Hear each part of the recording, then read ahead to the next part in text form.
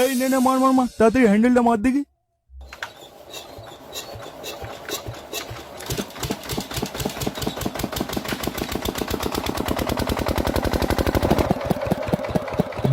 ওরা কি করছিস বলতো বল?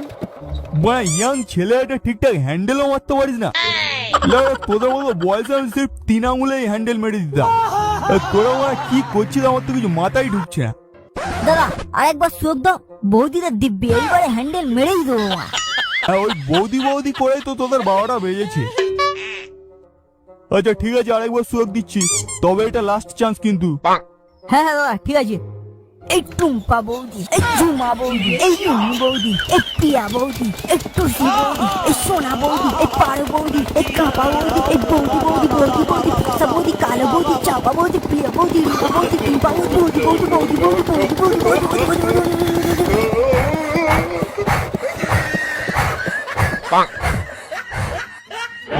না না, হবে না, হবে না, তোর দ্বারা হবে না। তুই বাড়ি যা, বাড়ি গিয়ে ওই দুধের সাথে গুলোগন্ডি গুলে খেয়ে যা।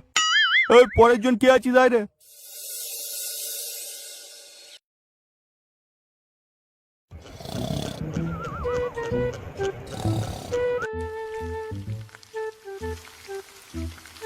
সারাটা জীবন সংসারে খেটে খেটে জীবনটা পুরো জ্বলে পুরো শেষ হয়ে গেল। সারাটা দিন শুধু চাকরের মতো খাটো আর বাপ বেটা সেবা করো। যেমন বাপ তার ছেলেটাও হয়েছে তেমন। সারাটা দিন শুধু ওখানে আড্ডা মারা আর বাড়ি এসে বাপের হোটেলে খেয়ে বেলা 12টা পর্যন্ত ঘুমানো।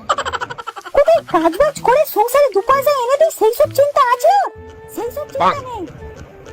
কই কই করে বললাম তবু যা বাপ যা, নিয়ে তোর মামা জায়ের দোকানে ঢুকে যা, ঢুকে যা।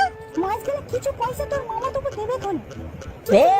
আওয়াজ সেই গাজন শুরু হয়ে গেছে। তাহলে সকালবেলা একটু শান্তিতে ঘুমানোর উপায় নেই? ভাই না, অনেক হয়েছে, এই রোজ রোজ একই জিনিস আর সহ্য করা যাচ্ছে না। আজ একটা হেস্তনেস্ত করেই ছাড়বো মা। আর শুনবে না কেন? আমি তো এবারে চাকর, আমার কথার কি কোনো দাম আছে? মা কি হয়েছে? না না কিছু না, বলছিলাম কি রান্না করছো? খুব জোরে খিদে পেয়েছে। মুন্ডু দিয়ে ডাল খেয়ে নে, তোর তো আমার আড্ডা মারার সময় হয়ে গেছে। নে নে তাড়াতাড়ি খেয়ে নে, খেয়ে নে যা। বলি লজ্জা শরম কিছু আছে? আড্ডা মারা হয়ে গেছিস এখনো পর্যন্ত বাপের হোটেলে বসে বসে খাচ্ছিস? বলি এইরকম করে আর কতদিন চালাবি? যতদিন চলবে। কি বললি? কই না না কিছু বলিনি তো। এই দেখ, আমি কিন্তু তোকে শেষবারের মতো বলে দিচ্ছি, তুই যদি তোর মামা চাইয়া দোকানে ঢুকিস তো ভালো, আর না হলে কিন্তু আজ থেকে বাড়িতে রান্না বান্না সব বন্ধ। Oh no! হ্যাঁ? ঠিক আছে করতে হবে না, কিন্তু ওই চাইয়া দোকানে আমি কোনো মানে ঢুকছি না, ঢুকবো না। আরে আমি একটা মাধ্যমিক পাস ছেলে, পাড়ায় তো আমার একটা সম্মান আছে নাকি? ওই চাইয়া দোকানে বসলে লোকে কি বলবে?